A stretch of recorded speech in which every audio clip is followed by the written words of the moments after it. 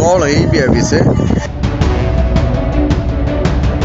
ஒரு ஃபோன் அடிச்சா யாரும் ரெஸ்பான்சிபிள் கிடையாது. ஈவி ஆஃபீஸ் சும்மா தான் கிடக்குது. பாருங்கள், குவார்டர் பாட்டிலு, கிளாஸு, கூட சைடிஷ் மட்டும்தான் வைக்கல.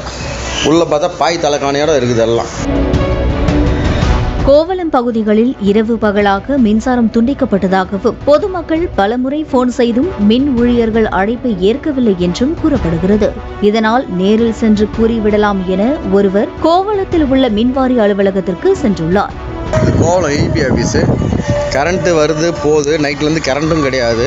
யார் ஃபோன் பண்ணாலும் எதுவும் ரெஸ்பான்சிபிள் கிடையாது. ஈபி ஆஃபீஸ் வாசலிலேயே மது பாட்டிலும் கிளாஸும் இருந்ததை கண்டு அந்த நபர் அதிர்ச்சியடைந்துள்ளார். பாருங்க, குவார்டர் பாட்டிலு, கிளாஸு, கூட சைடிஷ் மட்டும்தான் வைக்கல. உள்ளே பார்த்தா பாய் தலைக்காணியோட இருக்குது எல்லாம்.